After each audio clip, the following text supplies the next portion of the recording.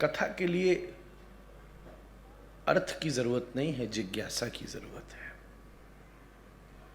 आज समाज में इस व्यवस्था को बदलना होगा। लोग ये सोचते हैं जब अर्थ होगा तो हम कथा करेंगे। मुझे ऐसा लगता है अगर जिज्ञासा हो जाए तो फिर व्यक्ति अर्थ की भी व्यवस्था कर लेता है, फिर तो कोई ना कोई मिल ही जाएगा, फिर तो समय भी निकाल लेता है।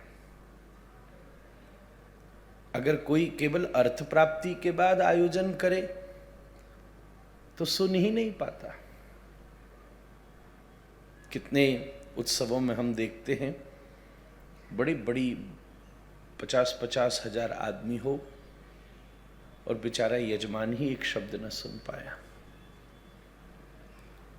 कथा का उत्स जिज्ञासा से होता है। ब्रह्म सूत्र का पहला सूत्र है अथातो ब्रह्म जिज्ञासा, फिर आगे बात हो।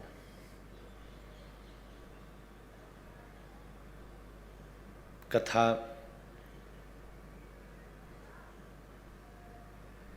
दो ही लोग सुन सकते हैं,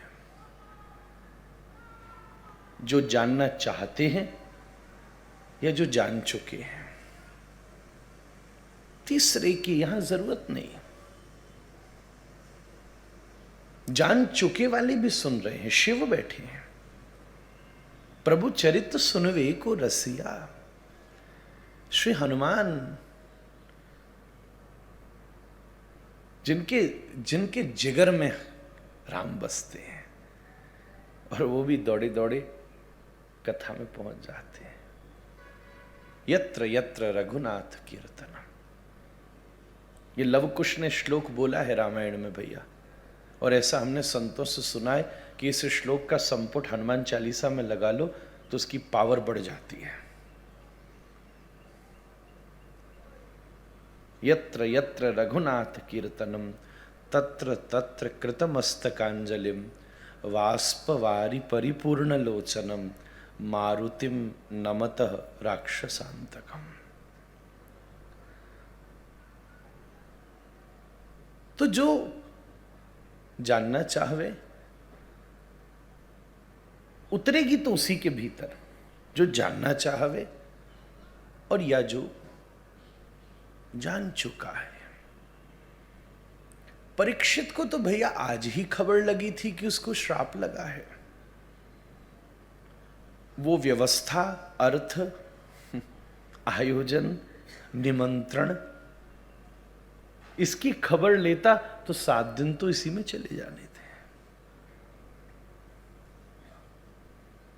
बात बनते ही बैठ गया और जिज्ञासु था तो प्यास बुझाने वाले शुकदेव भी चले आए। जिज्ञासु था तो बिन बुलाए वो आ गए जिनको बड़े बड़े न्योते देकर भी नहीं बुलाया जा सकता था। आश्चर्य होगा, भागवत लिखने वाले व्यास भी परीक्षित के पीछे बैठे थे। शुकदेव जी के बाबा पराशर भी उसी सभा में थे।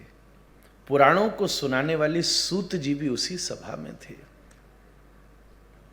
नंद बाबा के कुलगुरु महर्षि शांडिल्य, जिन्होंने वज्रनाव को भागवत की कथा वृंदावन में सुनाई है गिरिराज जी के पास, हम लोग भी शांडिल्य गोत्रीय हैं, वो भी उस सभा में थे।